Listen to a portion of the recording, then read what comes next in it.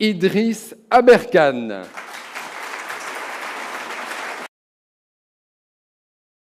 Ça, c'est un extrait d'un film. À votre avis, c'est lequel?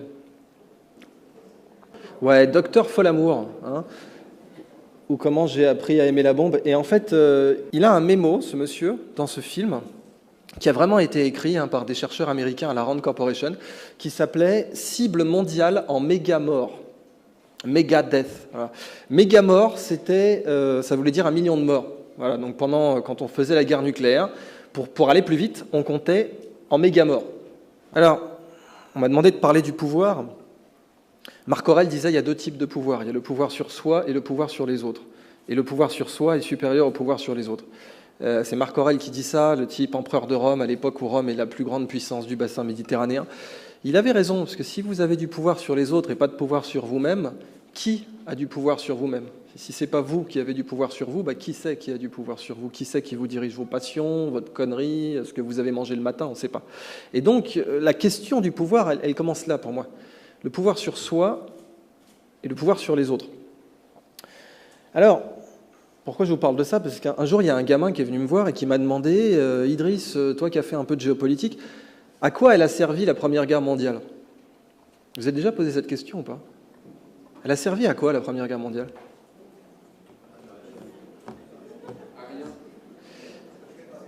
Elle a servi, mais alors totalement à rien. Vous êtes sur une des guerres les plus inutiles de l'histoire. C'est-à-dire, imaginez, vous avez un VRP qui arrive, vous avez le Jean-Claude Convenant de la guerre, et il vous dit « j'ai un projet, ça coûte 17 millions de morts. Tu signes ?» Vous dites « mais j'ai quoi en échange ?» T'as un abonnement pour le 2e projet qui coûte 80 millions de morts, tu signes?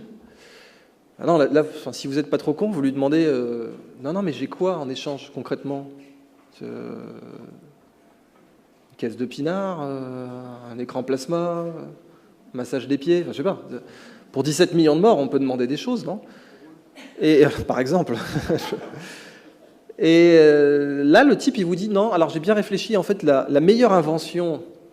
La meilleure invention, parce que la question qu'on peut se poser, c'est ça. Quelle invention la Première Guerre mondiale nous a amené? Alors, bon, il y a le lance-flamme, mais pour un gamin, je ne pouvais pas lui expliquer l'intérêt de... il y a le gaz sarin, mais pareil, non. L'avion, on l'avait déjà, hein. La voiture aussi. Non, en fait, la meilleure invention de la Première Guerre mondiale, j'ai beaucoup réfléchi, c'est le trench coat. Ça fait cher le manteau, quoi. Alors... ça, c'est une des origines méconnues de la Première Guerre mondiale. C'est la porte d'Ishtar à Berlin. Elle est visible au Pergamon Museum à Berlin. Et en fait, la question qu'on peut se poser, c'est qu'est-ce qu'elle fout là? Pourquoi elle est là, cette porte? Parce qu'en fait, les Allemands voulaient faire une voie de chemin de fer de Berlin à Bagdad pour s'approvisionner en pétrole. Et à l'époque, il n'y avait pas de pipeline, donc ils voulaient faire une voie de chemin de fer. Et les Turcs leur ont offert les vestiges qu'ils ont découverts sur cette voie de chemin de fer, dont cette porte d'Ishtar. Donc c'est la vraie, hein, c'est celle qui menait au jardin suspendu de Babylone. Et c'est un des témoins d'une des grandes causes profondes de la Première Guerre mondiale, puisque cette voie de chemin de fer de Berlin à Bagdad, elle devait passer par la Serbie, figurez-vous. Elle devait passer par la Serbie, et les forces de l'Alliance ont financé le nationalisme serbe. On ne s'attendait pas à ce que ça nous pète à la gueule, certes, ça nous a un petit peu échappé sur ce coup-là, mais l'idée était que cette voie de chemin de fer, pour les Français et les Britanniques, il ne fallait pas qu'elle ait lieu. Déjà à l'époque, le pétrole avait joué un rôle significatif, c'est évidemment pas le seul, mais un rôle significatif dans la Première Guerre mondiale. Alors, si j'en reviens à cette idée de la guerre, le pouvoir sur soi, le pouvoir sur les autres, je voudrais vous soumettre des idées un peu farfelues, parce que c'est un peu mon job, et je vais être très honnête, le message le plus important de toute ma conf est celui qui va s'afficher dans cette petite bulle, et il va être là pour vous apprendre un peu à manipuler des idées farfelues.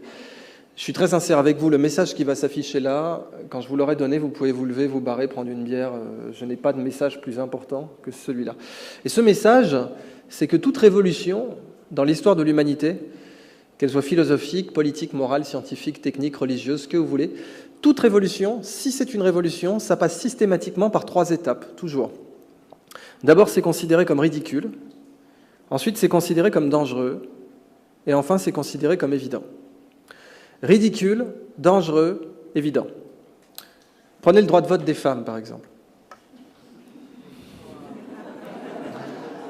Ouais, sur une salle de 500 personnes, il y a toujours quelqu'un pour dire non, c'est encore ridicule aujourd'hui. Vous trouverez une cagette de tomates mûres sur vos sièges. Mais bon, 1789, Déclaration des droits de l'homme et du citoyen. Et la citoyenne dans tout ça? Non, écoute, Bobonne, j'ai du travail, laisse-moi tranquille. Alors, Olympe de Gouges va se faire décapiter, donc on arrive dans le dangereux, mais pendant les 100 ans qui vont suivre, quand les femmes demandent le droit de vote, on rigole, quoi. Bon. 1889, c'est dangereux, qui va garder les gosses et faire la vaisselle. Parce qu'au bout de 100 ans, les hommes ont commencé à se poser les vraies questions. Donc du coup, les suffragettes, on les torture, on les incarcère, on les psychiatrise, et en dernier recours, on les tue. Donc là, on est en mode dangereux. Et aujourd'hui, les femmes votent. And so what? C'est complètement évident. Bon, sauf pour certains pays à qui on file la Légion d'honneur. Je l'ai faite devant des préfets, cette vanne. Si vous me cherchez, vous me trouverez au club SM le plus proche. Ouais, tu visualises. Donc, tout ça pour vous dire que c'est pas synchrone, le ridicule, dangereux, évident. Il y a des zones pour lesquelles c'est évident et des zones pour lesquelles c'est ridicule. Alors ça, c'est très facile, évidemment, en rétrospective, de se dire ce qui est évident aujourd'hui et qui a été ridicule avant. Ça, c'est facile. Mais ce qui est très difficile, c'est de se poser la question de ce qui est ridicule aujourd'hui et qui pourrait devenir évident. Les soufis disent « le rubis est plus petit que la mine », ce à quoi j'ai envie de répondre « merci d'être venu », mais c'est vrai. C'est-à-dire que le rubis, c'est la révolution, et la mine, c'est les idées à la con. Bon. Si vous voulez trouver un rubis sans mettre les mains dans la mine, il faut aller chez le bijoutier. Mais ce n'est pas vous qui allez prendre la marge. Les révolutions, c'est pareil. Les révolutions sont indiscernables des idées à la con quand elles émergent. C'est-à-dire que cette triade, elle est tellement vraie que si une idée n'est pas considérée comme ridicule, ce n'est pas une révolution. La réciproque n'est pas vraie. C'est-à-dire que toute révolution doit forcément passer par ridicule, mais toute idée à la con n'est pas forcément révolutionnaire. Et pour un preneur de décision, c'est très dur de faire la différence entre une révolution et une idée à la con chimiquement pure. Je vois à vos réactions que vous en manipulez tous les jours. Alors, c'est vraiment ça l'effort, quoi. Considérons des idées qui ont l'air ridicules, mais qui en fait pourraient devenir évidentes. En introduction, cette notion de pouvoir de la connaissance, la notion de guerre à la guerre. C'est une idée un peu bizarre, ça. Pour vous présenter cette idée, je vous présente mon copain le parasite. C'est Toxoplasma gondii, donc c'est un parasite de la souris, du chat et de l'homme. Et ce parasite-là, quand il arrive dans le cerveau de la souris, il lui fait aimer l'odeur de l'urine de chat. Voilà. Il fait que les souris qui sont parasitées par le Toxoplasma gondii aiment l'odeur de l'urine de chat et ont moins peur. Et les humains aussi, voilà, les humains qui sont parasités par Toxoplasma gondii, qui à part ça est totalement inoffensif chez l'homme, sauf chez les femmes enceintes, eh bien les humains parasités aiment aussi l'urine de chat. Voilà, tenez-le-vous pour dit. Et ils prennent aussi plus de risques. C'est assez marrant. On sait que, par exemple, les humains qui sont parasités par Toxoplasma gondii ont tendance à conduire plus vite. Voilà, vous pouvez toujours la balancer aux gendarmes sur l'autoroute. Du coup, évidemment, qu'est-ce qui se passe quand une souris se met à avoir une passion invétérée pour l'urine du chat? Tôt ou tard, elle se fait... Voilà. Et c'est ça que j'aime bien chez ce parasite, c'est-à-dire que lui, il gagne à tous les coups. Il infecte la proie et le prédateur. Il s'en fout, lui. Il infecte la souris, il infecte le chat. Donc, quoi qu'il arrive, lui, la guerre entre les chats et les souris, je veux dire, Tom and Jerry War, il s'en fout complètement. Ce parasite-là, c'est pas son problème. Lui, il infecte proie, prédateur, les deux côtés de la ligne de front. Vous voyez ? Et du coup, il gagne à tous les coups. Ça m'a beaucoup inspiré, ça. Parce que il y a un autre parasite, en fait. Ce parasite-là, il ne fait pas beaucoup de morts chez l'humain, quoi. Mais il y a un autre parasite qui infecte les deux côtés aussi. Et ce parasite, il gagne à tous les coups. Quel que soit celui qui gagne, que ce soit le chat ou la souris, ce parasite, il va gagner, quoi qu'il arrive. Il est toujours gagnant, en fait. Et ce parasite, c'est la guerre. Moi, je suis biologiste de formation et c'est tout à fait le genre de question qu'on se pose en biologie. Par exemple, il y a un grand biologiste qui s'appelle James Lovelock qui considère que la planète Terre est vivante. Et c'est pas du tout idiot, parce qu'il se dit que la planète Terre régule sa température, régule tout un tas de paramètres physiologiques, le pH des océans, etc. Et donc, c'est pas idiot de penser que la planète Terre est à certains égards une dimension homéostatique, donc peut-être vivante. En biologie théorique, on se pose ce genre de questions pour d'autres phénomènes. Par exemple, est-ce que des idées peuvent être virales? Pas forcément vivantes, mais virales. Et est-ce qu'il peut y avoir des virus de l'humanité qui, comme Toxoplasma gondii, bon, qui n'est pas un virus, qui est un parasite, mais qui gagne à tous les coups, qui infecte le gagnant et le perdant. Ouais, là, je vois des sourcils qui font de l'origami japonaise, mais c'est normal, parce que, je vous ai dit, idée ridicule, dangereuse, évidente. Moi, je ne suis pas là pour enfoncer des portes ouvertes. J'ai aucune valeur à ajouter si je vous amène des idées qui sont déjà évidentes pour vous. Je suis là pour vous amener des idées qui, a priori, on les fait escompter sur non pas votre pupille, ça c'est une autre activité que je fais les week-ends, mais... Il y en a qui se sentent coupables de l'avoir compris, cette vanne, on est d'accord. Je suis vraiment là pour vous montrer des idées un peu bizarres. Là. Imaginez que la guerre soit un parasite qui se nourrit de l'humanité. Et elle infecte le gagnant et le perdant. Elle s'en fout, la guerre. Elle gagne à tous les coups. Est-ce qu'on pourrait soigner ce parasite? Est-ce qu'on pourrait se guérir de ce parasite qui, comme encore une fois Toxoplasma gondii, infecte la souris et le chat et gagne à tous les coups? Évidemment, la question, c'est si la guerre est une maladie, parce que bon, la guerre tue. Il faudrait mettre ça sur les paquets, mais c'est le principe. La guerre, oui, c'est une maladie, elle tue. Bon, jusque-là, tout va bien. Si c'est une maladie, peut-on la soigner? Alors, pour la soigner, évidemment, il faut se poser la question du diagnostic. Pour diagnostiquer, il faut vraiment être sûr qu'on est infecté. Bon. Toxoplasma gondii, par exemple, quand vous êtes infecté, il va se placer dans une zone du cerveau qu'on appelle l'amygdale et qui est responsable du sentiment de peur. Et quand elle est détériorée, on a donc moins peur. Donc en fait, Toxoplasma gondii, quand il arrive dans le cerveau, il va essayer de s'emparer d'un centre précis du cerveau. C'est son job. La guerre, quand elle arrive dans notre cerveau, elle fait quoi? Elle s'empare de quel centre, de quelles ressources? Parce que le principe d'un parasite, c'est ça, c'est qu'il va détourner vos ressources. Vérifions qu'on est bien infecté par un machin qui détourne nos ressources. Attention, une fois, le parasite, quand il vous infecte, il ne vous le dit pas. C'est aussi ça le principe. Alors, question, quel est le point commun entre l'université de Stanford et le drone Predator là, que vous voyez à côté?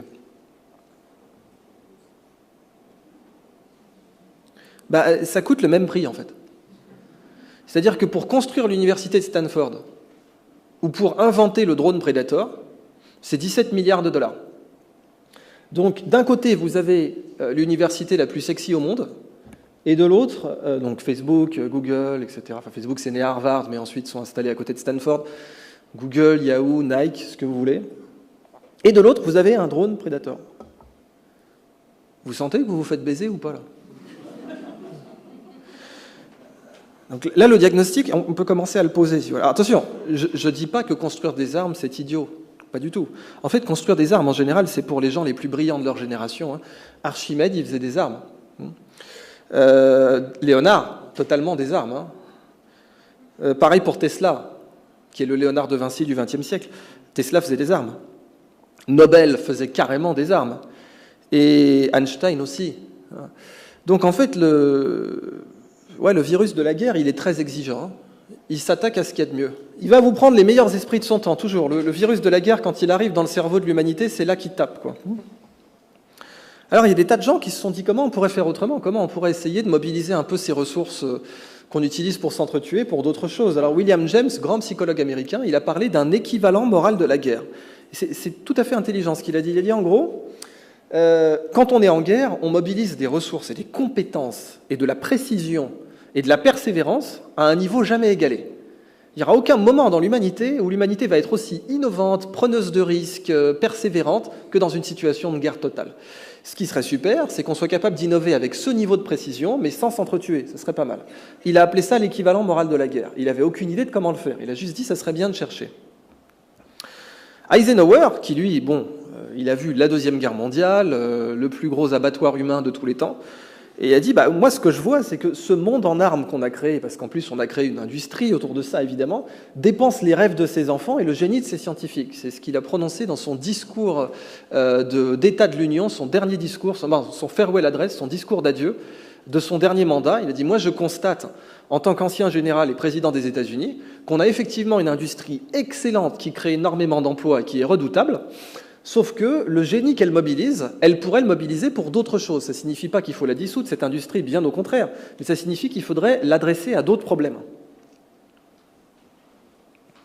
Jimmy Carter, donc là vous voyez que c'est dans les deux camps. Eisenhower était républicain, Jimmy Carter démocrate.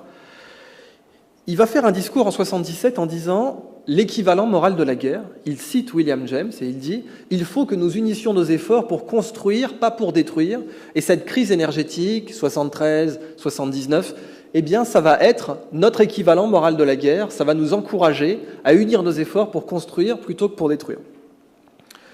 Donc, ce n'est pas une idée qui sort du néant. Vous voyez, William James, Dwight Eisenhower, Jimmy Carter, cette idée qu'on puisse mobiliser l'excellence qu'on mobilise en temps de guerre, mais en temps de paix. Donc, la possibilité qu'on ait des armes de construction massive. Dans la vidéo, vous avez eu Oussama Ammar qui vous a parlé des imprimantes 3D, la capacité à construire une maison comme ça en quelques heures. Ça, c'est une arme de construction massive. Mais ce n'est pas la seule. Bon, vous vous souvenez de ces fameuses images. Il n'y avait pas d'armes de destruction massive en Irak. On les a cherchées tant qu'on a pu. Non, il n'y en avait pas. Par contre, bon, la guerre en Irak a été ce qu'elle a été. Elle a eu les conséquences qu'on connaît. Mais je ne vais pas juger, d'autant que là, vous avez un grand conférencier, par ailleurs. Il a fait un TED, ce monsieur. Mais la seule question que je vais poser là, c'est qui utilise qui? Ça, c'est une vraie question de biologiste. Est-ce que c'est l'homme qui utilise la guerre ou est-ce que c'est la guerre qui utilise l'homme? Est-ce que c'est l'homme qui a domestiqué la guerre ou est-ce que c'est la guerre qui a domestiqué l'homme? Qui est l'esclave de qui, en fait? Alors évidemment, vous dites, non mais c'est nous qui décidons de la faire, la guerre, c'est nous qui... Alors, en biologie, c'est pas toujours évident. Vous savez, il y a des parasites comme ça, chez la fourmi, il y a un parasite qui peut faire que la fourmi ait qu'une envie, c'est de retourner à la fourmilière, pour qu'elle infecte toute la fourmilière. Alors la fourmi, elle va se dire, non, c'est moi qui vais à la fourmilière. Mais non, c'est le parasite qui s'est emparé de son cerveau puis qui lui dit, retourne à la fourmilière. C'est un petit champignon tout à fait vicieux qui pousse dans le cerveau des fourmis. Et c'est tout à fait glauque. Et le champignon va vraiment s'emparer de la fourmi pour la faire rentrer dans la fourmilière pour qu'elle contamine tout le reste. Mais je veux dire, du point de vue fourmi, la fourmi, elle fait son job, quoi. Elle rentre à la fourmilière, elle a envie, c'est sa décision. Mais du point de vue du biologiste qui regarde la situation, non, c'est le champignon qui fait ça. Donc si on essaie d'avoir le même recul... Est-ce que le champignon de la guerre, il ne ferait pas le même genre de conneries avec nous? C'est une vraie question qu'on peut se poser. Mais c'est de la question taquine, c'est de la question ridicule, dangereuse. Évident, je ne sais pas. Vous allez me dire, attendez, l'armée, son boulot, c'est pas de construire, c'est de détruire. Vrai ou faux? Faux. L'armée, quand elle construit, c'est plutôt bien gaulé. Je veux dire, ça, c'est Neuf-Brisac, bien avant le Pentagone. C'est en Alsace. Et c'est un fort, c'est le plus beau fort de Vauban. Et aujourd'hui, la beauté de ce dispositif fait que cette ville est visitée. L'armée, quand elle construit, elle est plutôt bonne en fait. Elle peut construire de façon très durable et très résiliente. Mais elle peut aussi construire vite. Elle peut aussi construire très vite. Là, vous voyez, ça, ce sont les ports Mulberry pendant le débarquement de Normandie. Les Alliés n'avaient pas de port en eau profonde, puisque les Allemands ont dynamité Cherbourg. Et donc, les Alliés, en 48 heures, comme ça, vont vous projeter un port en eau profonde. Parce qu'on est comme ça chez les Alliés. On fait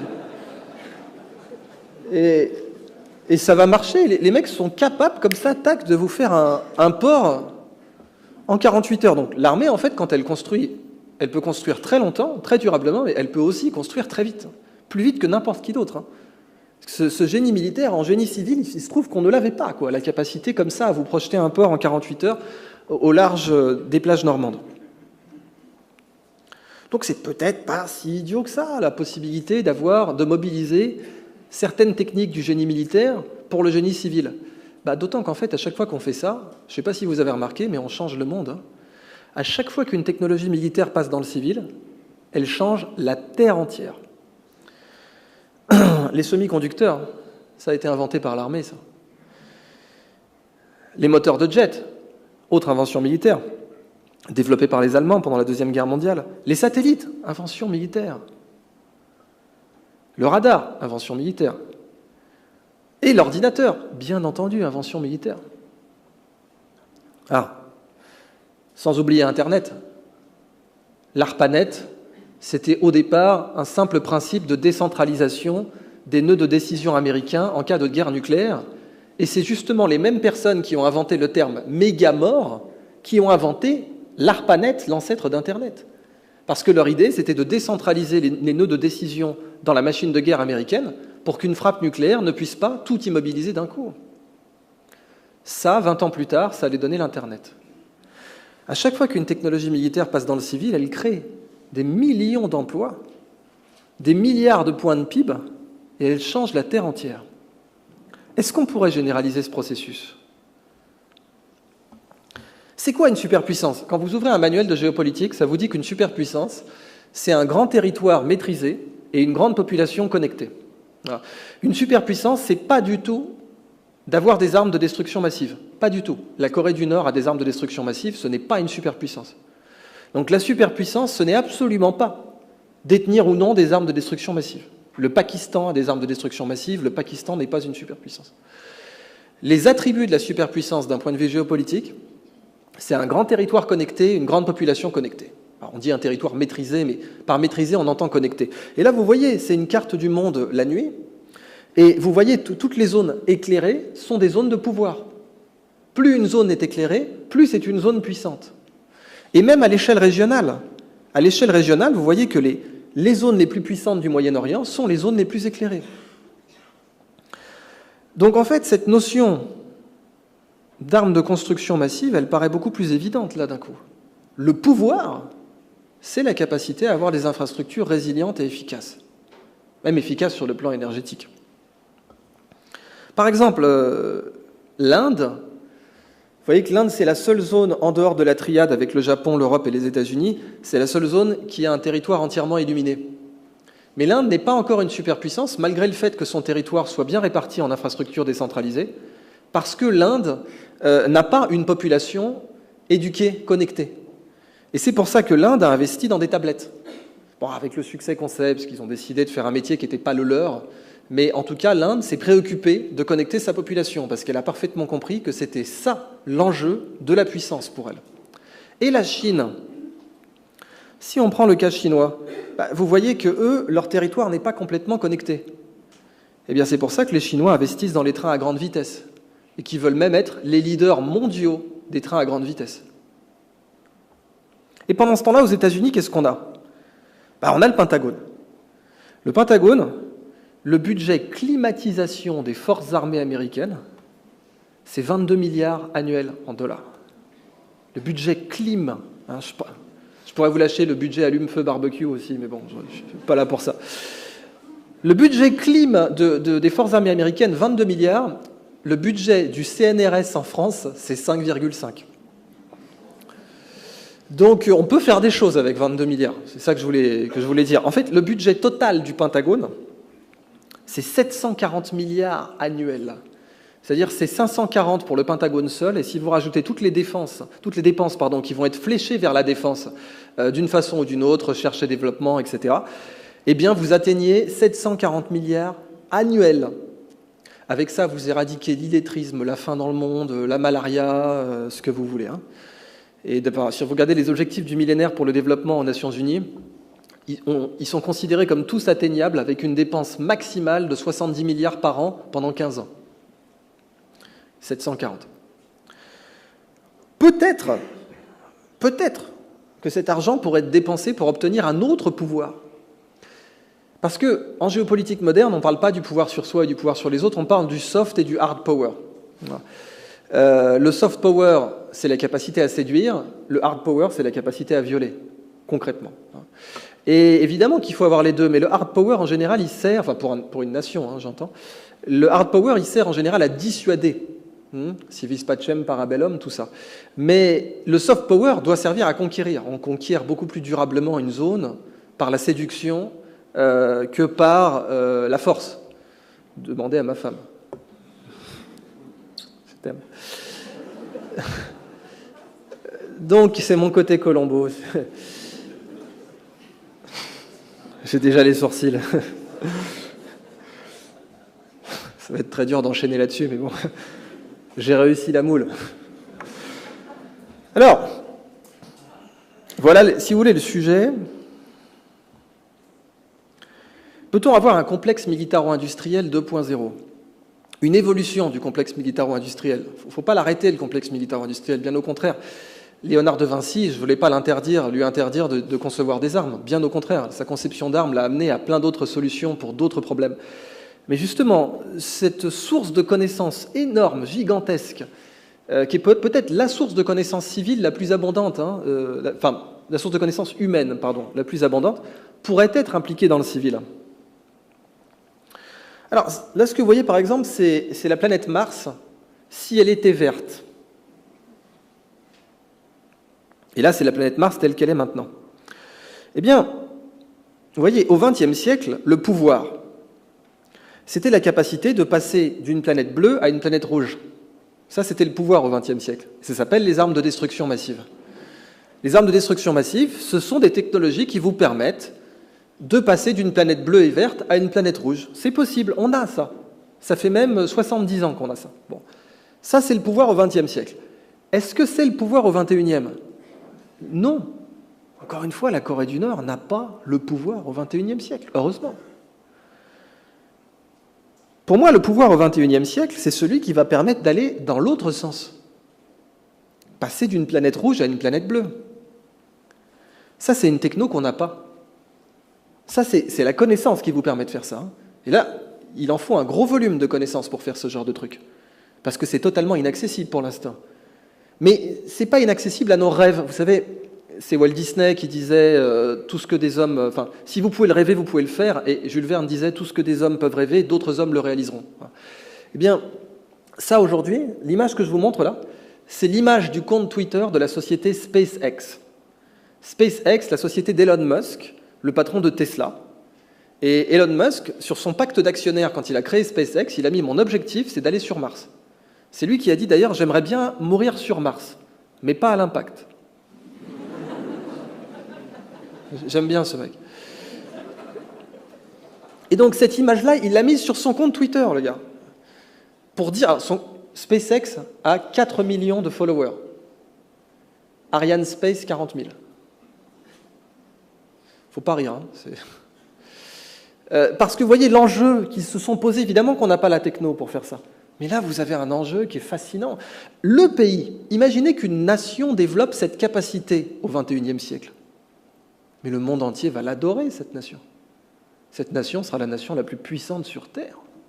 Une nation qui développerait cette capacité à ensemencer une planète pour la faire placer d'une planète morte à une planète vivante, vous pouvez être sûr que cette nation-là serait de très très loin la plus puissante sur Terre.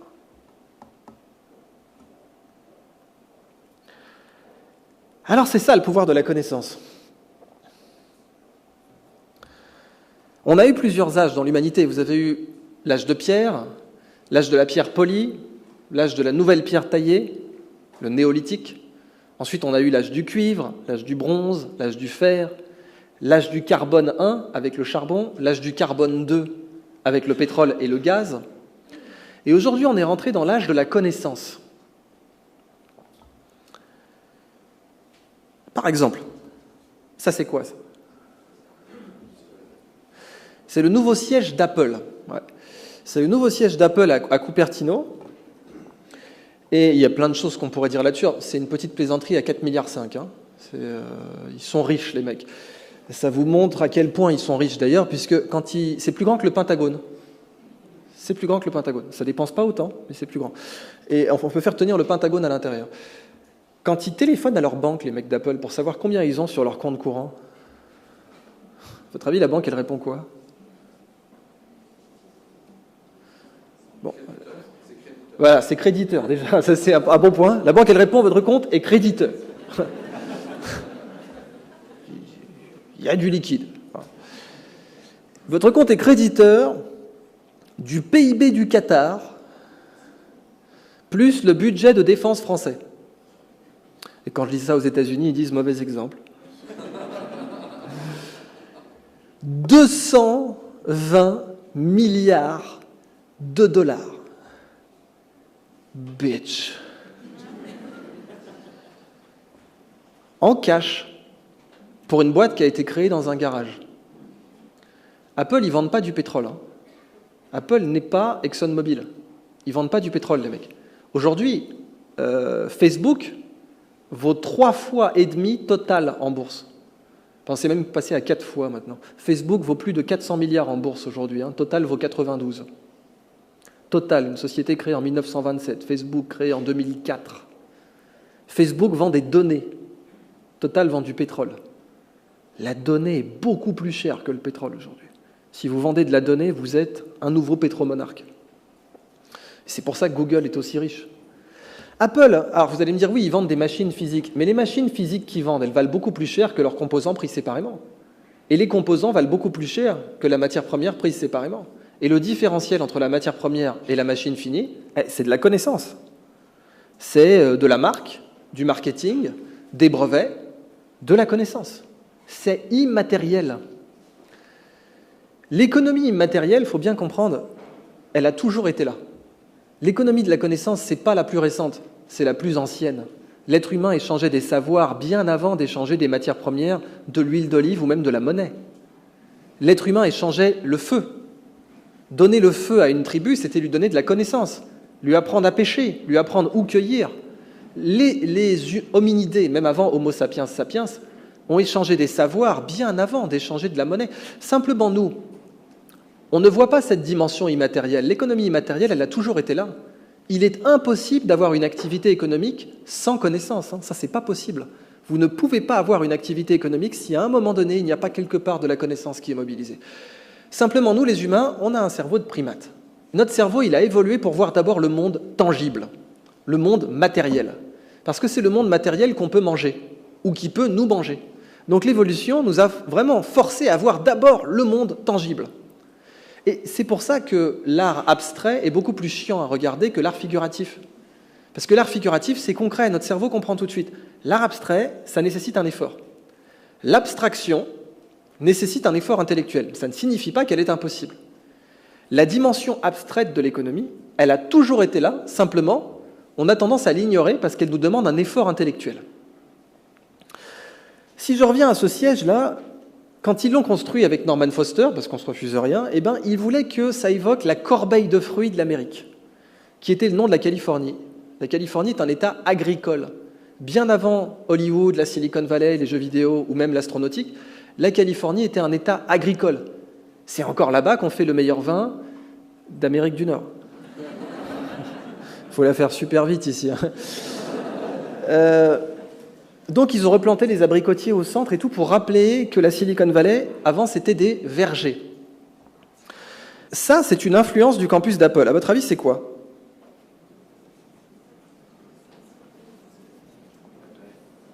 Ça, c'est Bagdad.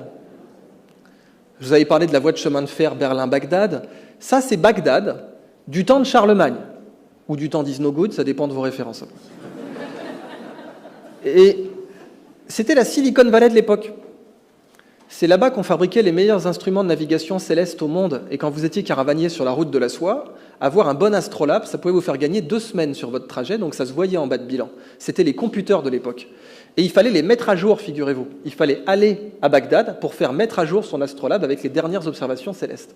Donc il y avait le logiciel et le matériel, exactement comme maintenant. C'est de là que vient le mot algorithme. C'était la latinisation d'un mathématicien arabe de l'époque qui s'appelait Al-Khwarizmi et qui a été latinisé en algorithmie. C'est de là que vient le mot algèbre, al-jabar. Aussi bizarre que ça puisse paraître, c'est aussi de là que vient le mot alcool et le mot alambic. Si. Ouais, les savoirs se sont perdus après. À mon grand regret, vous vous en doutez bien. Donc, c'était la capitale mondiale des mathématiques. Et c'était une ville totalement cosmopolite. Vous aviez toutes les religions, vous avez le commanditaire était un prince musulman, mais le premier architecte était juif, le deuxième architecte était zoroastrien, le financier était chrétien et le maître d'œuvre était bouddhiste. Putain, c'était une autre époque. Et ce qu'on peut retenir de ça, c'est que ça, c'est Bagdad avant le pétrole. Et que Bagdad avant le pétrole était beaucoup plus riche, puissante et influente que Bagdad après. Beaucoup plus. Là, vous avez Bagdad qui ne creuse pas le sol. Pétrole, il s'en foutait complètement. Là, Bagdad ne creuse pas le sol. Bagdad creuse le ciel. Ils se sont installés en plein désert, parce qu'en plein désert, on voit très bien les étoiles. Donc, si vous voulez être la capitale mondiale de l'astronomie, c'est là qu'il faut être. The place to be. Quand on creuse le sol, au bout d'un moment, on touche le fond. Mais quand on creuse le ciel, à quel moment on touche le fond ? Vous savez, dans Le Petit Prince, il y a le gars qui compte les étoiles. Il va compter longtemps. Il y a 400 milliards d'étoiles dans notre galaxie seulement. il y a 1000 milliards de galaxies dans l'univers observable. Donc 400 milliards fois 1000 milliards d'étoiles dans l'univers observable. Ouais, vous allez compter longtemps, il n'y a pas de problème. Revenons à cette idée qu'on pourrait creuser le ciel. L'économie de la connaissance. Imaginez une économie dont la ressource est infinie. Imaginez une économie où quand je vous donne quelque chose, il m'appartient encore. Imaginez une économie où 1 et 1 font 3, littéralement. Imaginez une économie qui maximise le pouvoir d'achat des amoureux. Ça ne veut rien dire, mais on va le démontrer quand même. Bon, pour l'instant, ce que je vous raconte, c'est de la bullshit, hein, on est d'accord. Si je me pointais dans votre bureau, j'ai une super idée, une économie dont la ressource est infinie, et où 1 et 1 font 3, et puis qui maximise le pouvoir d'achat des amoureux. Je dirais, écoute, j'ai du travail, laisse-moi tranquille. Tu fileras ton nom à la RH quand même. Mais là, j'ai 15 minutes, je vais essayer de vous démontrer tout ça.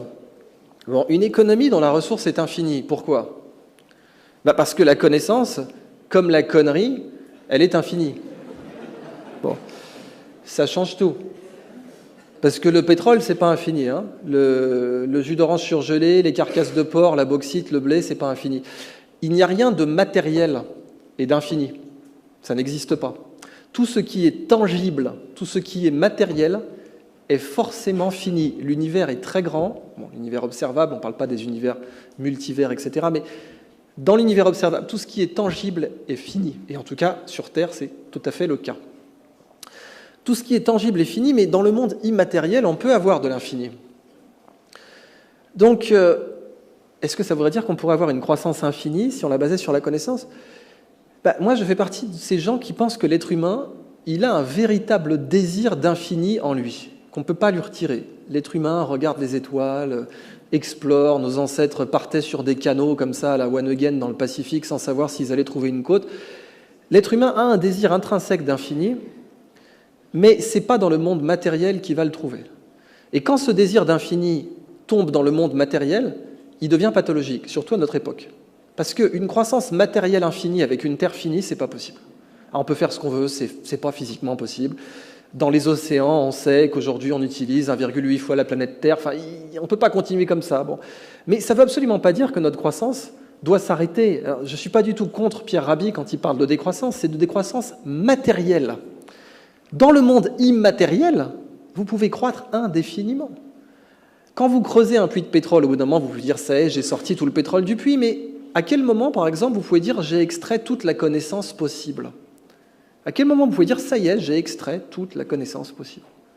Si vous voulez remplacer connaissance par logiciel, par exemple, à quel moment vous pouvez dire « ça y est, j'ai écrit tous les logiciels possibles » ? À ce moment, il n'arrivera jamais, parce que l'ensemble des logiciels possibles, c'est un ensemble infini. À quel moment vous pouvez dire « j'ai écrit tous les livres possibles, peint toutes les peintures, tourné tous les films, fait tous les jeux vidéo » ? Et ça, ce sont des sous-ensembles de la connaissance possible. Donc on ne peut pas dire « j'ai extrait toute la connaissance possible ». Et c'est très bien de continuer à extraire de la connaissance. Alors vous n'êtes pas obligé de me croire sur parole, vous pouvez croire la Corée du Sud. Les Coréens exportent plus chaque année que les Russes. Quand j'ai commencé ces confs, ils exportaient 20% de plus. Aujourd'hui, ils exportent 100% de plus que les Russes chaque année. Alors qu'ils ont 3 fois moins d'habitants et 171 fois moins de territoire. Les Russes, ils ont tout en matière première. Pétrole, gaz naturel, bois, aluminium, strontium, uranium, bauxite. Enfin, bauxite, c'est de l'aluminium, diamant, mannequin, tout ce qu'il faut, quoi. Et malgré ça, ils exportent 100% de moins que les Coréens, enfin 50%, pardon, les Coréens 100% de plus.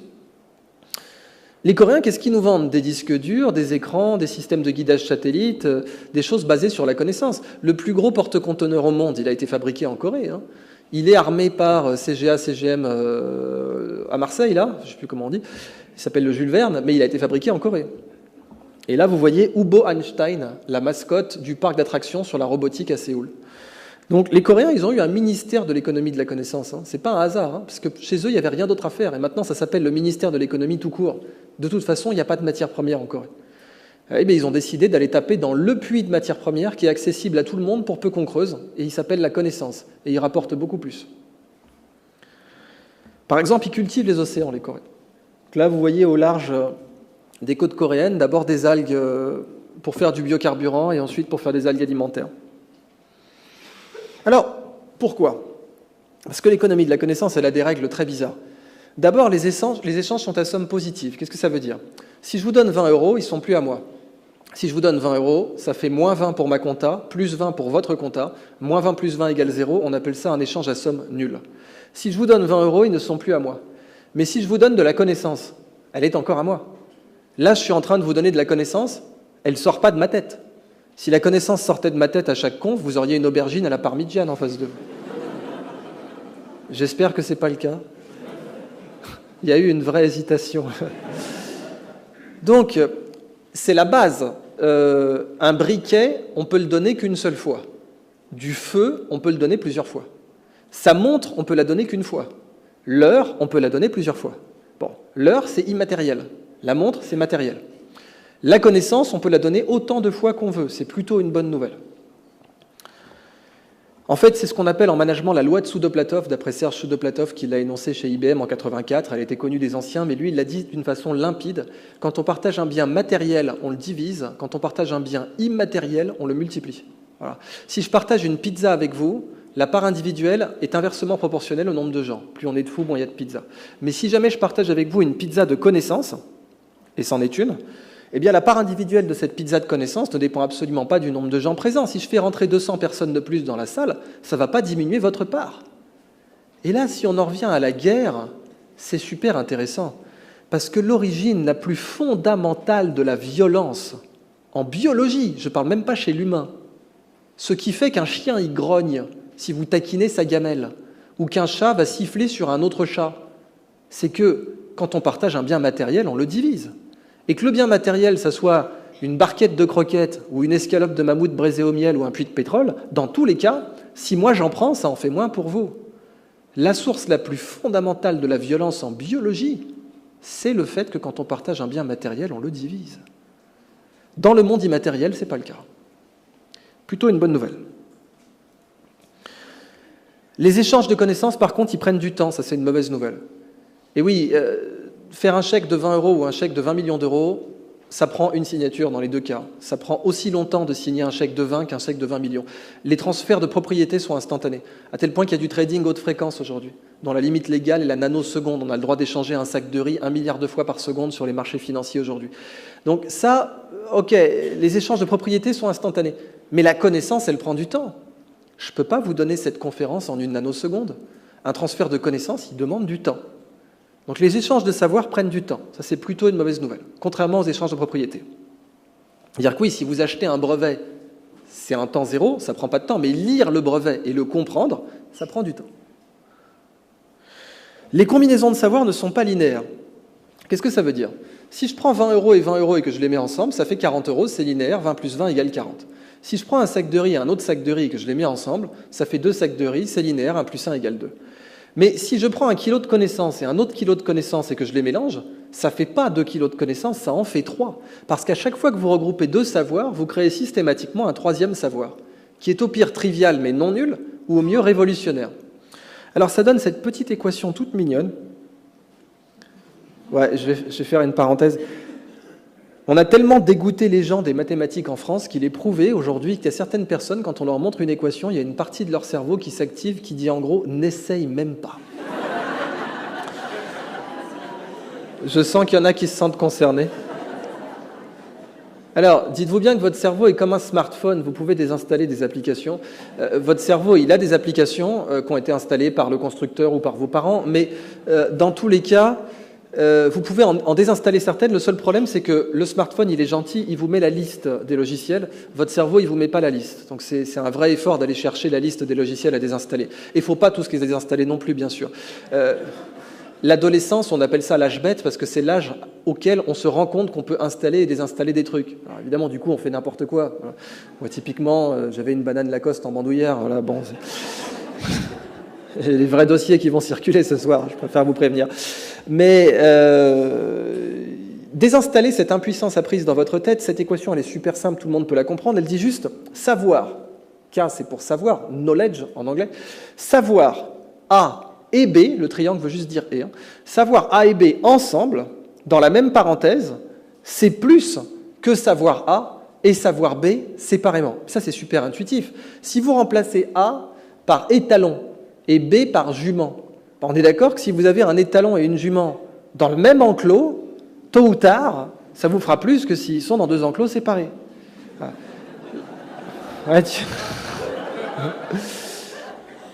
Bon, la connaissance, c'est pareil. Et c'est tellement pareil, en fait, que, par exemple, dans la génétique équestre, vous avez la vigueur hybride. C'est-à-dire que vous prenez un étalon arabe et une jument anglaise, ça va vous donner un beau anglo-arabe qui sera plus vigoureux que les parents pris séparément et qui sera meilleur en course, par exemple. Eh bien, cette vigueur hybride, elle existe aussi dans la connaissance. Quand vous croisez des connaissances, quand vous métissez des connaissances, eh bien, vous obtenez des savoirs qui peuvent être révolutionnaires. Et c'est typiquement ce qui a été fait à la Renaissance. La Renaissance, c'est une période historique durant laquelle le métissage des connaissances a été le plus intense. Parce que l'Europe, libérée de la sclérose, de la scolastique médiévale, où chacun était dans son domaine bien précis, a vu ses connaissances exploser. Et dans l'Antiquité, on a vu ça aussi. Un des corrélats du polythéisme dans l'Antiquité égyptienne notamment, c'était que chaque prêtre avait un savoir qu'il n'avait pas le droit de transmettre aux autres prêtres. Les prêtres d'Anubis, c'était l'embaumement, les prêtres de Thoth, c'était l'écriture, les mathématiques, d'autres, c'était l'architecture, ils n'avaient pas le droit de communiquer.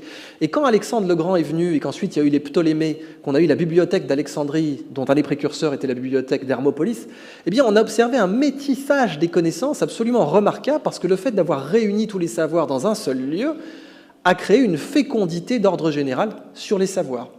En gros, on a fait une partouze de la connaissance. Je savais que là, pareil, on sent que le rire, c'est là, hi, puis direct, vous regardez si les voisins ont rigolé, quoi, puis non, là, j'en assume l'entière responsabilité, il n'y a pas de problème. Alors, pour moi, la plus belle dimension de la connaissance, c'est la structure de son pouvoir d'achat. Je vous ai dit, imaginez une économie qui maximise le pouvoir d'achat des amoureux. Tiens, on n'a pas démontré ça encore. Je vais vous le faire deviner, c'est pour ça que j'ai laissé la slide vide. Là, on est en train de réaliser une transaction de connaissance. Je vous donne de la connaissance, là, maintenant, tout de suite, et vous me donnez deux choses en échange. Lesquelles ? De l'attention, très bien, et quoi d'autre ? Du temps. Alors, il y a des choses supplémentaires en bonus, ça peut être du feedback, ça peut être... mais ce n'est pas obligatoire. Mais les choses sine qua non, sans lesquelles il est physiquement impossible de télécharger un savoir dans sa tête, c'est l'attention et le temps. Alors, ça donne cette autre petite équation toute mignonne. Bon, elle ne mord pas. Elle dit juste la connaissance téléchargée dans votre tête est proportionnelle au produit de l'attention et du temps. Donc, phi de k, ça veut juste dire la connaissance téléchargée. Le signe au milieu veut dire proportionnel, c'est tout. Et A fois T. Qu'est-ce que ça veut dire concrètement ? L'eau qu'on va sortir d'un puits, elle est proportionnelle aux efforts multipliés par le temps. Bon, elle est proportionnelle aux efforts. Bon, la taille du seau, le poids, ça va vous donner l'effort. Et puis, le temps que vous allez puiser. Si vous mettez beaucoup d'efforts et que vous puisez 1 minute, vous aurez un certain volume d'eau. Si vous mettez beaucoup d'efforts et que vous puisez des heures, vous aurez un gros volume d'eau. Ça, c'est un gisement de connaissances. Ça, c'est une source de connaissances. La connaissance que vous allez mettre dans votre tête à partir de ce gisement de connaissances, elle est directement proportionnelle à l'attention multipliée par le temps. Alors, cette équation, elle n'est pas parfaite. Elle ne prend pas en compte l'expérience, la consolidation, le sommeil. C'est une équation dite naïve, c'est la plus simple. Mais elle est déjà super intéressante. Parce que, pourquoi j'ai mis un produit déjà ? Pourquoi j'ai mis A fois T ? Parce que le produit, en mathématiques, ça a une propriété bien particulière, c'est la contagion du zéro. Contagion du zéro, ça veut dire quoi ? Ça veut dire que si vous faites A fois B fois C fois D jusqu'à Z, et qu'une des lettres vaut 0, tout le monde vaut 0. Eh bien, c'est ce que je voulais. Si vous me donnez 1 heure de votre temps, mais que pendant 1 heure, vous êtes en mode musique de Barry White dans votre tête, il n'y aura pas beaucoup d'échanges de connaissances. J'aime bien cet exemple, parce que statistiquement, il y a forcément une personne dans la salle qui va avoir « Let the music play » pendant 1 heure. Vous sentez que ça monte ou pas là ? Si vous me donnez toute votre attention et 30 secondes, il n'y a pas beaucoup d'échanges non plus. Donc on voit bien qu'il faut payer les deux. Attention fois temps. La monnaie de l'économie de la connaissance, ce n'est pas l'heure, c'est l'at. Et un at, c'est 1 heure à attention maximale. Et attention maximale, c'est très facile à définir, c'est quand vous êtes tellement pris par un bouquin que vous ratez votre station. Quand vous êtes tellement pris par un bouquin ou par une partie de Candy Crush que vous ratez votre station, eh bien vous êtes à attention égale 100%. Et quand vous êtes en mode musique d'ascenseur dans votre tête, et bien là vous êtes à attention égale 0. Et il y a un continuum évidemment entre les deux. Si vous voulez acheter un savoir dans votre tête, il faut payer en nat. Et l'at, eh bien on en a un revenu mensuel. On a un revenu mensuel d'at, de poche pour notre consommation personnelle. Mais si votre pouvoir d'achat il est en nat, le chômeur, il a plus de pouvoir d'achat mensuel que le salarié. son revenu mensuel date de poche est supérieur à celui du salarié. Sauf si le salarié confond sa comptabilité personnelle et sa comptabilité d'entreprise. En natte. Qu'est-ce que ça veut dire confondre sa compta personnelle et d'entreprise en natte? Ça veut dire apprendre sur le lieu de travail des choses qu'on aurait voulu apprendre sur son temps libre. Typiquement ce qu'encourage Google aujourd'hui. Apprendre sur son lieu de travail des choses qu'on aurait désiré apprendre sur son temps libre. Ça, c'est mobiliser des actes professionnels pour sa consommation personnelle. Mais également, le petit Somalien, il n'est pas né avec 1 000 $ en poche, mais il est né avec de l'attention et du temps. Le petit Somalien, il a un pouvoir d'achat à la naissance dans l'économie de la connaissance. Alors attention, le pouvoir d'achat, ce n'est pas équivalent à l'accès au magasin. En économie, on sépare les deux. Si vous avez 1 million d'euros sur votre compte en banque et que les banques sont fermées, vous avez 1 million d'euros à la banque. En tout cas, pour le fisc, vous les avez. Donc en économie, on sépare accès au magasin de pouvoir d'achat. Le petit Somalien n'a pas le même accès au supermarché de la connaissance que nous, c'est vrai. Et encore qu'avec Internet, c'est en train de s'ajuster petit à petit. Mais il est né avec de l'attention et du temps. Pour moi, la plus belle conséquence de cette équation, c'est la condition à laquelle on maximise son pouvoir d'achat. Comment ça s'appelle quand on donne toute son attention et tout son temps à une personne? L'amour. Quand on aime quelqu'un, on a envie de lui donner un maximum de notre attention et de notre temps. Notre capacité à mobiliser des hâtes pour cette personne est maximale. Et notre capacité à maintenir une attention élevée longtemps aussi. Si c'est une corvée, ça va être très facile d'en être distrait. C'est ça la différence entre une corvée et une passion. Une corvée, très forte barrière d'entrée, très faible barrière de sortie. Très forte barrière d'entrée parce que c'est dur de commencer une corvée. Et c'est très facile d'arrêter. Une corvée, vous rentrez chez vous, vous êtes fatigué, vous n'avez pas envie de vous y mettre. Et en admettant que vous vous y soyez mis, dès que le téléphone sonne, vous arrêtez. Donc forte barrière d'entrée, faible barrière de sortie. Une passion, c'est l'inverse. Une passion, c'est très facile de commencer, et si le téléphone sonne, vous n'en avez rien à foutre. Donc très forte barrière de sortie. On voit la différence de compétitivité entre passion et corvée. Et en fait, ça, c'est un point essentiel, parce que, voyez-vous, la révolution industrielle, elle nous a laissé avec 2 énormes mensonges qu'on continue à entretenir par ignorance. Et ces 2 mensonges, c'est produire ou s'épanouir, il faut choisir. Premier mensonge. Produire ou s'épanouir, il faut choisir. Ou bien tu es productif, mais tu seras dépressif. Ou bien tu es épanoui, mais tu es un glandeur. Voilà, tu es un traître au redressement national. Bon. En Asie, on le sent. En Asie, on le sent vraiment. C'est-à-dire que si tu es en train de t'épanouir, c'est qu'il y a un truc qui ne va pas. C'est que tu trahis l'économie de la ville. Ça, c'est le premier mensonge de la révolution industrielle. Et l'autre mensonge, on va le voir après, c'est nature ou emploi, il faut choisir. Alors, là où il y a de la nature, il n'y a pas d'emploi, c'est la campagne. Et là où il y a de l'emploi, il n'y a pas de nature, c'est la ville. Et on ne peut pas avoir les deux. Quoi qu'il arrive, l'emploi et la nature sont en compétition. On va voir que c'est totalement faux, ça. On va le démontrer. Mais pour en venir là, produire ou s'épanouir, faut-il choisir? L'économie de la connaissance maximise littéralement le pouvoir d'achat des amoureux. Là, normalement, je jette le micro et je me casse. Parce que quand vous aimez un domaine, votre capacité à maintenir une attention élevée dessus augmente. Si vous avez 5 heures pour apprendre un dossier et que pour une raison ou une autre, vous êtes amoureux de ce dossier, eh bien vous aurez 5 hâtes. Votre attention sera maximale. Le clampin à côté qui n'a aucune envie de se plonger dans le dossier, il aura peut-être 0,5 hâtes, parce que son attention sera minimale, même sur 5 heures. Donc votre capacité à télécharger de la connaissance augmente quand vous aimez ça. Et ça, je veux dire, c'est quelque chose qui était connu depuis l'Antiquité. Alors évidemment, juste en dessous l'amour, il y a l'addiction. Et oui, tout amour est addictif, mais toute addiction n'est pas forcément amoureuse. Je vous laisse méditer là-dessus 5 minutes. Si vous voyez un cas qui vous revient dans votre vie personnelle. Donc évidemment, il y a des médias qui sont redoutables pour capter l'attention et le temps. Et ces médias, ce sont les jeux. Et pas que les jeux vidéo. C'est connu depuis l'Antiquité que les jeux sont des aspirateurs à hâte. Les Grecs, quand ils voulaient avoir la paix, ils faisaient les Jeux olympiques. Toutes les cités regardaient et on avait la paix. Les Romains, quand ils voulaient avoir la paix dans la cité, ils faisaient les Jeux du cirque. Tout le monde regardait et on avait la paix. Et encore aujourd'hui, quand TF1 veut vendre un encart publicitaire, on est bien d'accord qu'ils ne mettent pas un cours au Collège de France. Ils mettent des jeux. Soit des jeux télévisés, soit du foot, qui est un jeu. Et on est d'accord qu'une finale de Coupe du Monde de foot va capter beaucoup plus d'attention et de temps en une fois que tout le monde universitaire en 10 ans. Et c'est pour ça que Neymar est beaucoup mieux payé que moi. Ne rigolez pas, c'est pas censé être drôle. Même d'un point de vue architectural, si on était un extraterrestre qui étudiait la planète Terre, on serait obligé d'admettre qu'aujourd'hui, ça fait totalement sens de construire des stades de 80 000 personnes, mais que vous ne verrez jamais quelqu'un construire un amphi de 80 000 personnes. Ouais, ben ça vous fait rire, ça ne devrait pas. Vous voyez bien que les jeux, intrinsèquement, sont redoutables pour capter l'attention et le temps. Et il faut s'en servir de ça. Parce que oui, les jeux vidéo aussi. Tenez par exemple World of Warcraft.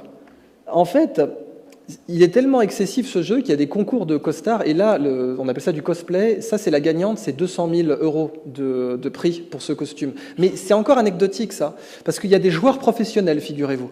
Pour d'autres jeux, comme Dota 2, StarCraft 2, il y a des joueurs professionnels, et ils peuvent faire jusqu'à 6 millions de dollars sur une compétition. 6 millions. Les dernières compétitions de Dota 2 sont même montées jusqu'à 8 millions, à l'heure où je vous parle. Et c'est pas fini, puisque en fait, chez Google ou chez Tesla, eh bien, on recrute les joueurs professionnels, figurez-vous.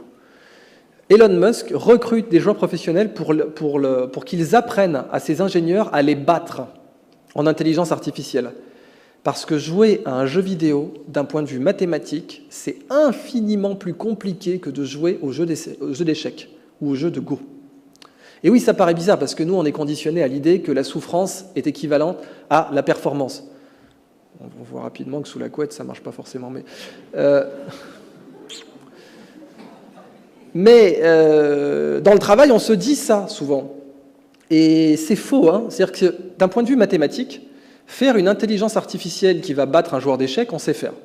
Aucun joueur d'échecs humain ne sait battre les meilleurs ordinateurs aujourd'hui. C'est fini depuis 1995. Pour le jeu de Go, aucun joueur humain ne sait battre les meilleurs ordinateurs aujourd'hui. C'est fini depuis 2015. Pour les jeux vidéo, aucun ordinateur ne sait battre les meilleurs joueurs humains, aujourd'hui.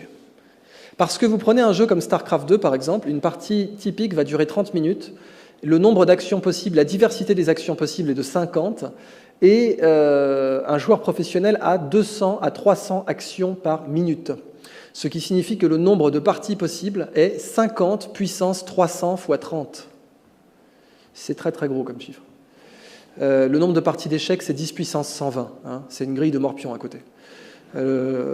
Donc, je sais que ça paraît bizarre, parce qu'on se dit vraiment qu'en société, aujourd'hui, un joueur de jeux vidéo, il a moins la classe qu'un joueur d'échecs.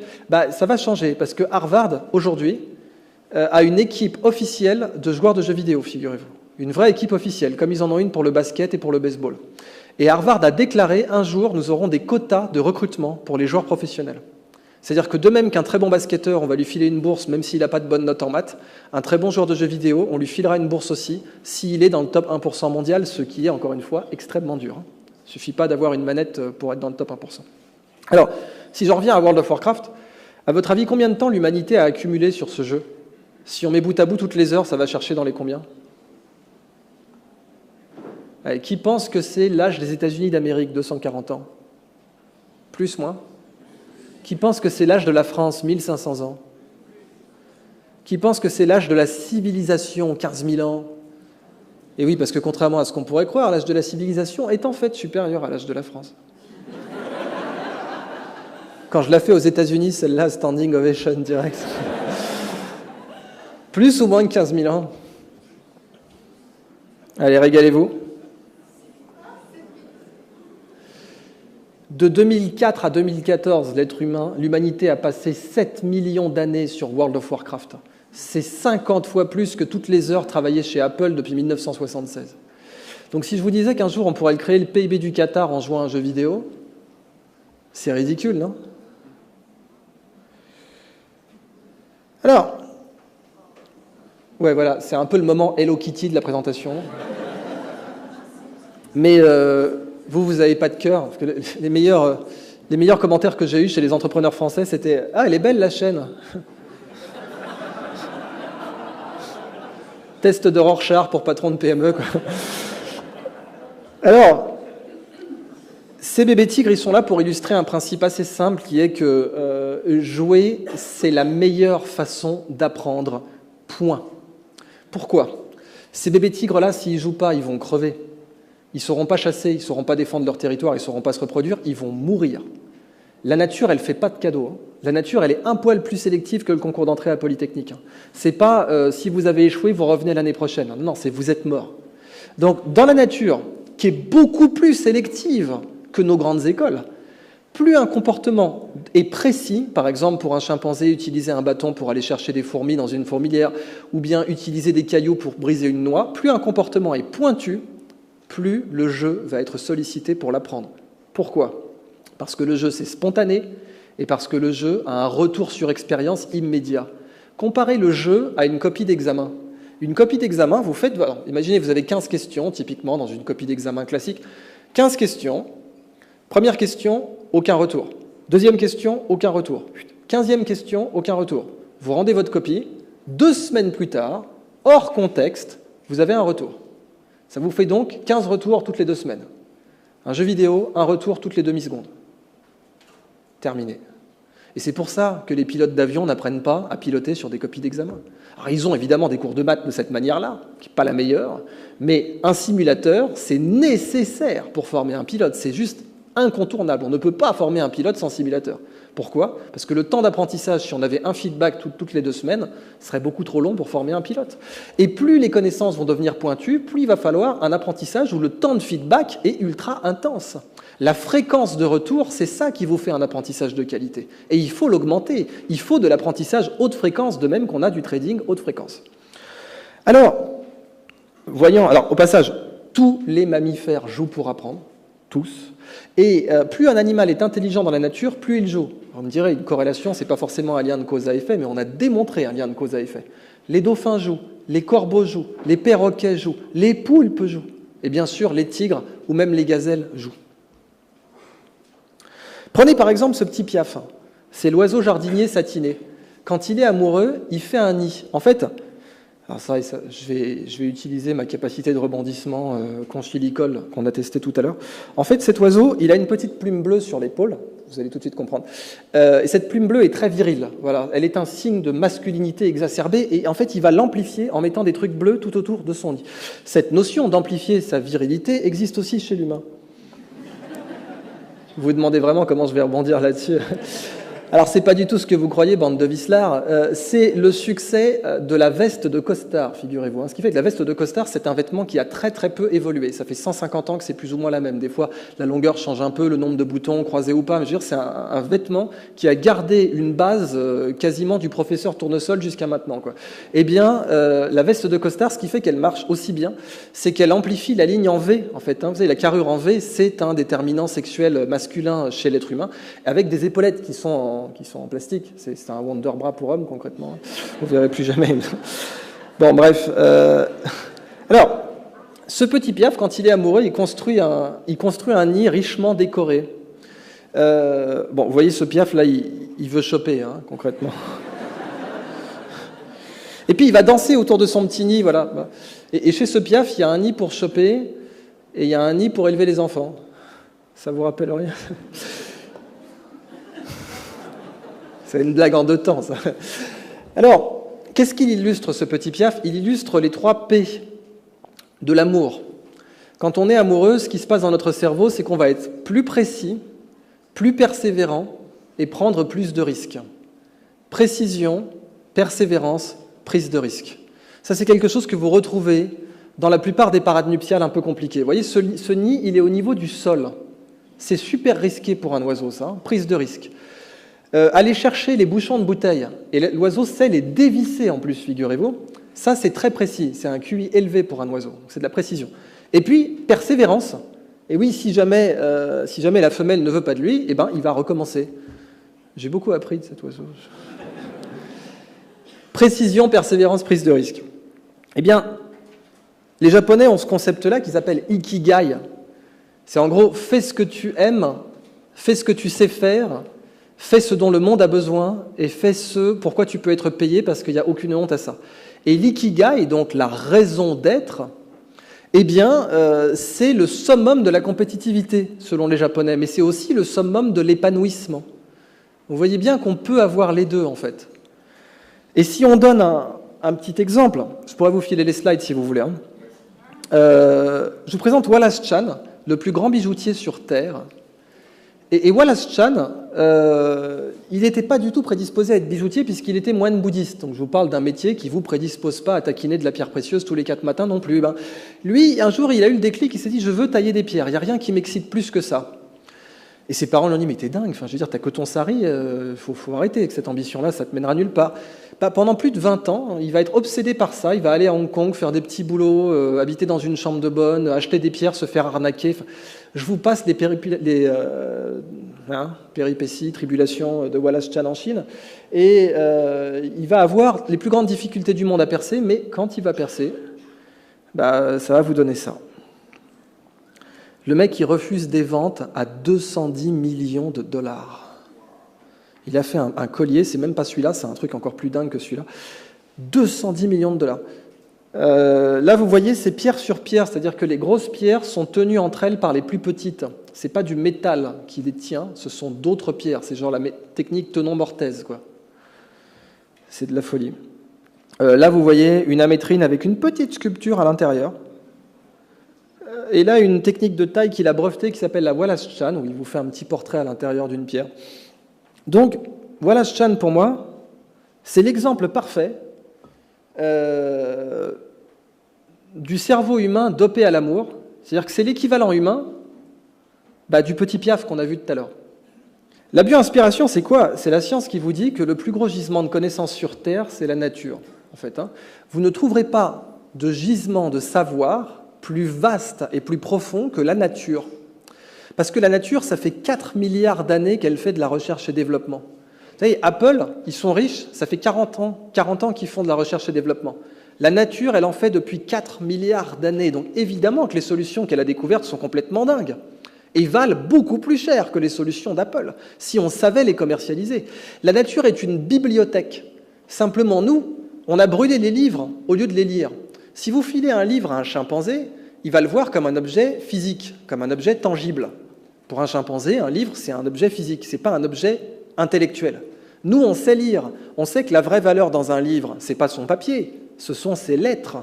On peut avoir un livre sans papier aujourd'hui. Il y a les PDF. Avant, il y avait la tradition orale. Un livre sans papier, c'est possible, mais un livre sans lettres, c'est pas possible.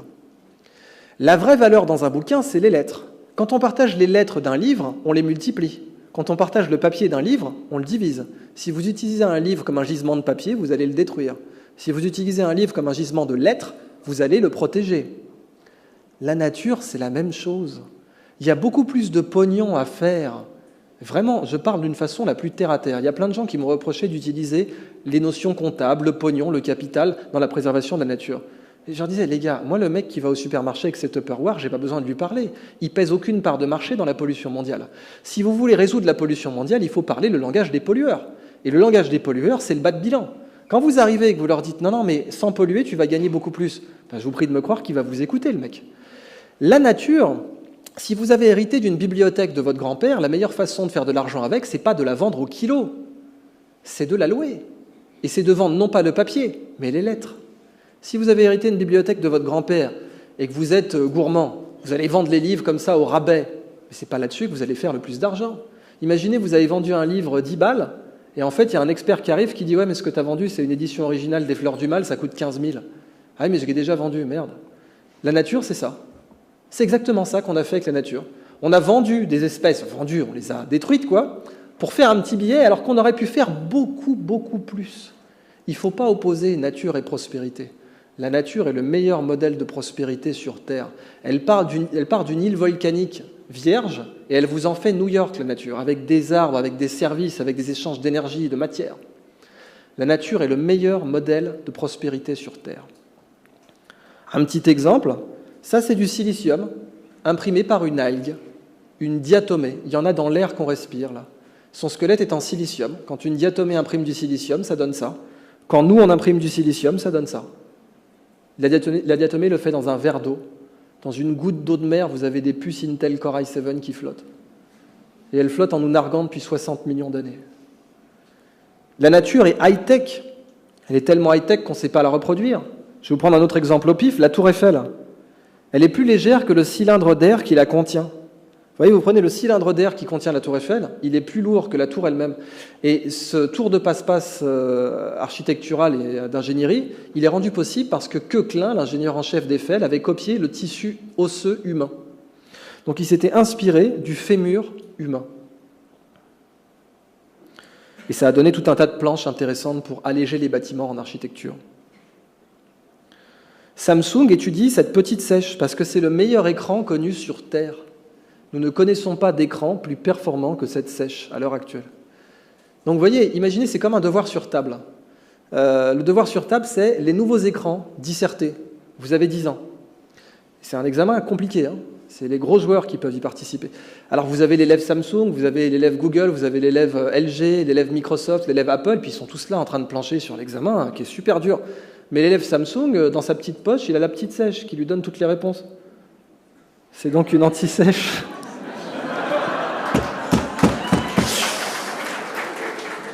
Idriss Aberkan, humoriste. Mariage, première communion, bar mitzvah. Bon, cette blague à 2 balles est là pour illustrer un concept simple qui est le raccourci R&D. Avant, on faisait une bibliographie quand on voulait faire de la recherche. Maintenant, on fait une physiographie, c'est-à-dire qu'on va voir dans le vivant. On va aussi regarder les bouquins du vivant. Le vivant fait de la recherche, c'est même le meilleur chercheur sur Terre. Et ce chercheur, il faut lire ses productions, parce qu'elles sont brillantes.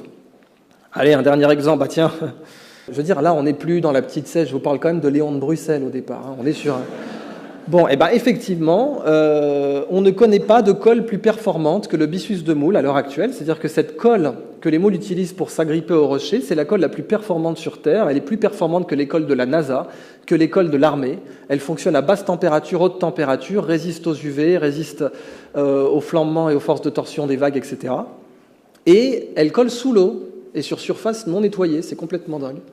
On ne connaît pas de colle aussi performante. Figurez-vous que c'est une soie, qu'elle est tissable, on peut faire des vêtements avec. Il y a une tombe à Budapest dans laquelle on a retrouvé des vêtements en byssus de moule. Donc il y avait toute une filière, on la jette aujourd'hui. Et c'est aussi le meilleur fil suturant connu sur Terre, d'où la petite blague « Eh les mecs, fermez les plaies avec le fil, pas le coquillage ». Allez, un dernier exemple, ce sera vraiment mon dernier. Ce petit coquillage est hautement toxique. Il est hautement toxique. Vous savez, en général, dans la nature, hein, ce qui est flashy est venimeux. C'est une règle. Hein. Ce qui est kitsch et flashy dans la nature a tendance à être vénéneux. Il y a plein de bébêtes qui respectent cette règle fondamentale. Les guêpes, les frelons, les abeilles, les amanites tumouches. Alors, ce petit coquillage ne déroge pas à la règle. Il est super toxique et une toxine foudroyante, ça n'a pas de prix en biologie. Hein. En biologie, une toxine foudroyante, c'est une balance de précision, si vous voulez. Ça vous sert à étudier les cellules avec un niveau de détail jamais atteint. Du coup, elle vaut une fortune. À votre avis, combien ? Au kilo, on va placer la barre très haut, on va partir de l'or, 35 € le kilo, 35 000, pardon, 35 000 € le kilo, qui dit mieux ? 250, c'est plus. 500 000, c'est plus. Allez-y, hein, c'est pas comme si c'était votre argent. Le million, c'est beaucoup plus. 10 millions, c'est plus. Allez, je vous laisse faire le calcul.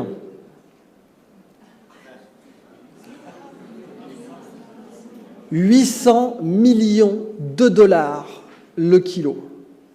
L'or et le platine, c'est du terreau de jardin en comparaison. Et c'est même pas une vanne. Hein. Si vous comptez le nombre de sacs de terreau à géranium que vous pouvez acheter chez Truffaut avec 1 kilo d'or, oui, j'ai calculé ce chiffre. Ma vie, c'est de la merde. Eh bien, vous verrez que c'est le même nombre de lingots d'or que vous pouvez acheter avec un sac avec 1 kg de muconotoxine. Aujourd'hui, ce coquillage est vendu 3 $ sur les marchés en Papouasie-Nouvelle-Guinée comme souvenir. Ils pêchent le coquillage, ils le tuent et ils le vendent 3 $. J'ai un business model qui marche. Imaginez votre grand-père vous a cédé un Léonard de Vinci dans un joli cadre et vous dites « super, je vais devenir marchand de cadres ». Bon, allez, la conclusion de tout ça, c'est que je vous filerai le support, vous aurez d'autres conférences sur Internet, vous pouvez voir. C'est qu'en plus, la nature, non seulement elle nous humilie en permanence parce qu'elle fait de meilleurs produits que les nôtres, regardez les semi-conducteurs, les écrans, la nature nous met toujours 2 claques. Première claque, mon produit est meilleur. Deuxième claque, mon procédé industriel est meilleur aussi. La nature le fait sans polluer. La nature pollue zéro et elle fait de meilleurs produits en plus gros volume. Prenez le cas des semi-conducteurs, c'est frappant. Si on pouvait fabriquer des semi-conducteurs dans les volumes de la nature, enfin du silicium dans les volumes de la nature, mais on aurait des puces Intel dans nos chaussettes. Et c'est probablement ce qui va arriver d'ailleurs. Donc, on pourrait en plus abolir le déchet si on arrivait à produire comme la nature. Si on produisait comme la nature, nous n'aurions plus de déchets et nous serions plus compétitifs.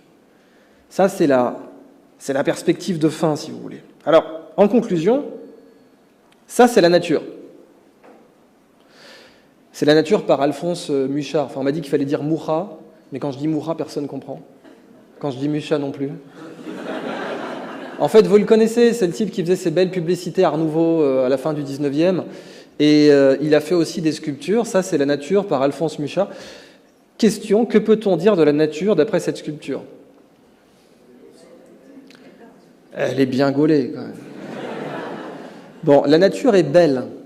La valeur économique de la beauté de la nature, c'est une évidence. Je veux dire, c'est pas dans le ridicule, c'est dans l'évident. Un appartement avec vue sur parc a plus de valeur qu'un appartement avec vue sur parking. Et c'est même pour ça qu'on s'est réunis ici, nous. Bon.